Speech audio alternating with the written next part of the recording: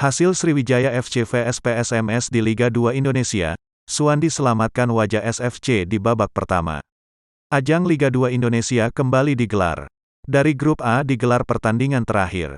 Laga yang digelar ialah antara Sriwijaya FC vs PSMS Medan.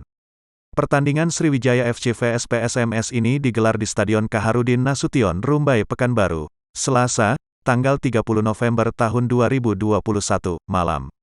Pertandingan ini tak lagi penting bagi kedua tim. Pasalnya, kedua tim sudah dipastikan lolos ke babak 8 besar. Meski begitu, pertandingan tetap berjalan sangat menarik.